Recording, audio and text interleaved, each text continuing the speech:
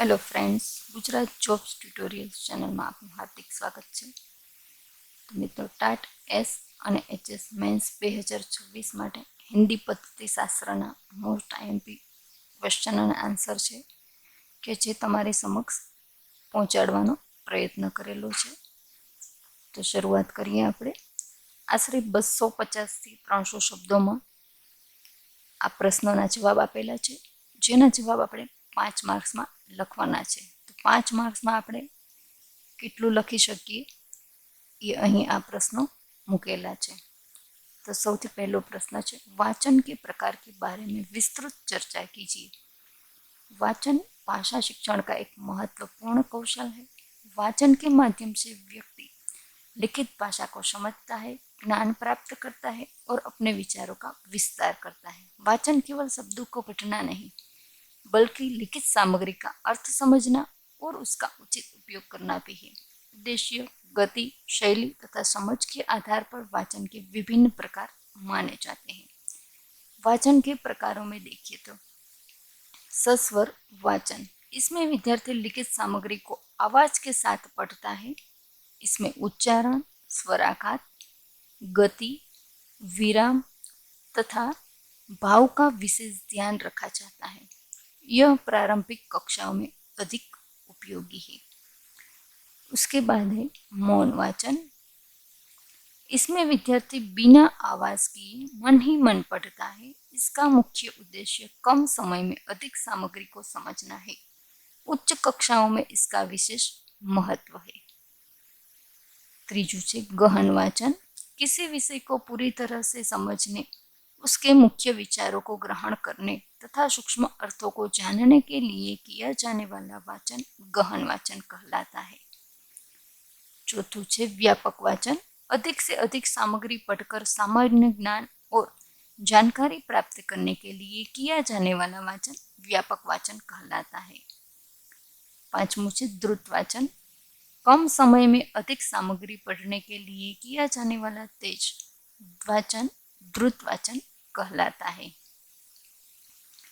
छठुं है आलोचनात्मक वाचन. इसमें पाठक पढ़ी गई सामग्री का विश्लेषण, मूल्यांकन और तर्कपूर्ण परीक्षण करता है. अतः वाचन में सभी प्रकारों का अपना अपना महत्व है. शिक्षक को विद्यार्थियों की आयु, स्तर और उद्देश्य के अनुसार उचित वाचन पद्धति का प्रयोग करना चाहिए. इसमें विद्यार्थियों में समझ, भाषा कौशल, ज्ञान और स्वतंत्र चिंतन का विकास होता है. बीजो प्रश्न है, कविता शिक्षण पाठन की विधियां क्या है. तो कविता भाषा शिक्षण का एक महत्वपूर्ण अंग है. कविता के माध्यम से विद्यार्थियों में भाषा ज्ञान के साथ साथ कल्पना शक्ति, भावात्मक संवेदनशीलता, सौंदर्य बोध तथा सृजनात्मकता का विकास होता है. कविता का प्रभावी शिक्षण करने के लिए शिक्षक विभिन्न विधियों का प्रयोग करता है. तो सौथी पहली विधि आवे छे आदर्श वाचन विधि. इस विधि में शिक्षक कविता का शुद्ध उच्चारण, उचित गति, लय, आरोह अवरोह तथा भावपूर्ण ढंग से आदर्श वाचन करता है. विद्यार्थी उसका अनुकरण करते हैं. बीजू है अनुकरण वाचन विधि. शिक्षक द्वारा कविता पढ़ने के बाद विद्यार्थी उसी प्रकार उसका वाचन करते हैं. इससे उच्चारण, स्वर और लय में सुधार होता है. व्याख्या विधि. इस विधि में शिक्षक कविता की पंक्तियों का अर्थ, भाव, कठिन शब्द तथा काव्य सौंदर्य सरल भाषा में समझाता है. चौथुं है प्रश्नोत्तर विधि. कविता की विषय वस्तु से संबंधित प्रश्न पूछकर विद्यार्थियों की समझ की जांच की जाती है. इससे विद्यार्थी सक्रिय रूप से सीखते हैं. पांचवुं है सस्वर वाचन विधि. विद्यार्थी कविता को ऊंची आवाज में उचित भाव, लय और ताल के साथ पढ़ते हैं. इससे कविता का आनंद और प्रभाव बढ़ता है. छठुं है अभिनय विधि. भाव प्रधान कविताओं को अभिनय, हाव भाव और संवाद के माध्यम से प्रस्तुत किया जाता है. इससे कक्षा रोचक और प्रभावी बनती है. सातवां है संगीत एवं लय विधि. कविता को गीत, ताल और संगीत के साथ प्रस्तुत करने से विद्यार्थियों की रुचि बढ़ती है और कविता सरलता से याद रहती है. अतः कविता शिक्षण में केवल व्याख्यान पर निर्भर न रहकर वाचन, अभिनय, प्रश्नोत्तर, संगीत और गतिविधियों का समन्वित प्रयोग करना चाहिए। इससे कविता शिक्षण आनंददायक, प्रभावशाली और स्थायी बनता है। ત્રીજો પ્રશ્ન છે, मीरा के पदों को ध्यान में रखते हुए सदगुरु की महिमा पर अपना चिंतन प्रकट कीजिए। तो भक्तिकालीन कवियत्री मीराबाई ने अपने शब्दों में भगवान श्री कृष्ण के प्रति अनन्य प्रेम और समर्पण की अभिव्यक्ति की है। मीरा के लिए श्री कृष्ण की उनके आराध्य, प्रियतम और जीवन का अंतिम लक्ष्य है। उनके पदों में भक्ति के साथ साथ गुरु के महत्व का भी गहरा संकेत मिलता है। भारतीय आध्यात्मिक परंपरा में सदगुरु को वह मार्गदर्शक माना गया है जो अज्ञान के अंधकार से निकालकर ज्ञान और सत्य के प्रकाश की ओर ले जाता है। मीरा की भक्ति में गुरु का स्थान अत्यंत महत्वपूर्ण है। सदगुरु भक्त को सांसारिक मोह माया से ऊपर उठाकर ईश्वर प्राप्ति का मार्ग दिखाते हैं। वे केवल बाहरी ज्ञान नहीं देते बल्कि आत्मज्ञान और आत्मचिंतन की प्रेरणा भी देते हैं। गुरु के मार्गदर्शन से साधक अपने भीतर छिपे अहंकार, लोभ, मोह और अज्ञान को पहचान पाता है। मीरा के जीवन में संतों और साधु संगति का विशेष महत्व था।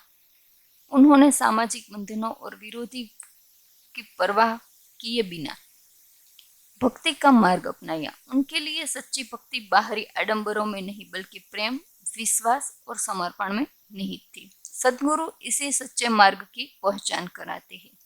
अतः सदगुरु जीवन के सच्चे पथदर्शक है।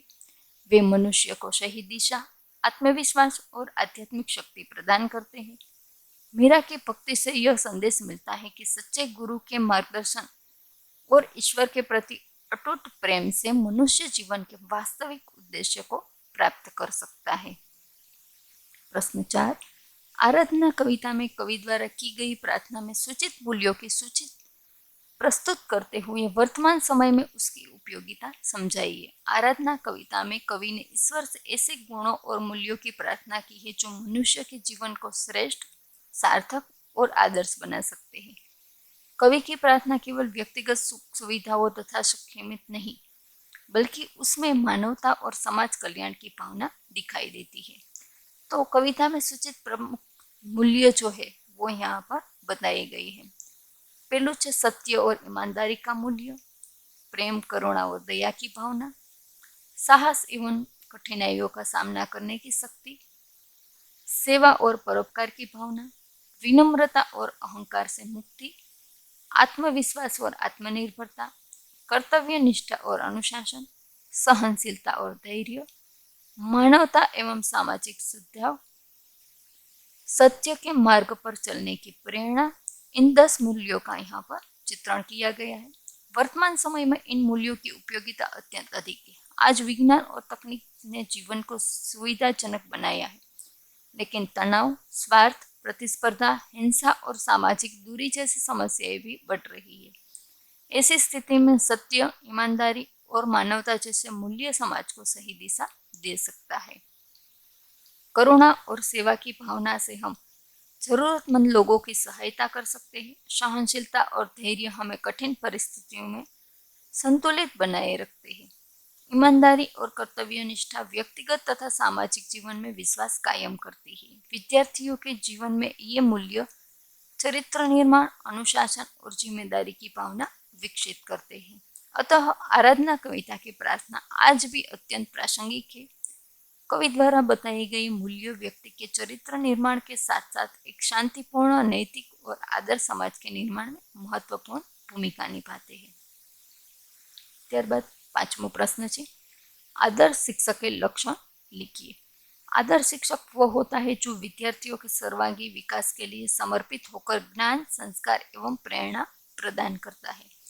आदर्श शिक्षक के मुख्य लक्षण यहाँ पर है, विषय का गहन ज्ञान एवं निरंतर अध्ययनशील होना चाहिए। शिक्षक जो हो वो निरंतर अध्ययनशील होना चाहिए। सरल, स्पष्ट एवं प्रभावशाली शिक्षण प्रणाली शैली होनी चाहिए। विद्यार्थियों के प्रति प्रेम, सहानुभूति एवं समान व्यवहार रखना चाहिए। अनुशासन प्रिय, समयनिष्ठ एवं उत्तरदायी होना चाहिए। नैतिक मूल्यों एवं आदर्श आचरण का पालन करना चाहिए। आधुनिक शिक्षण विधियों एवं तकनीकी का उपयोग करना चाहिए। विद्यार्थियों को प्रश्न पूछने एवं सृजनात्मक सोच के लिए प्रेरित करना चाहिए। आदर्श शिक्षक केवल ज्ञान देने वाला नहीं बल्कि विद्यार्थियों के व्यक्तित्व का निर्माण और समाज का मार्गदर्शक होता है। तो मित्रों, आ હતા આજના આપણા હિન્દી પદ્ધતિના પ્રશ્નો। તો મિત્રો, જો તમને આ વિડીયો પસંદ આવે તો તેને લાઈક અને શેર જરૂરથી કરજો। ફરી મળીશું બીજા એક નવા વિડીયો સાથે। અમારો વિડીયો જોવા બદલ આપનો ખૂબ ખૂબ આભાર। Thank you.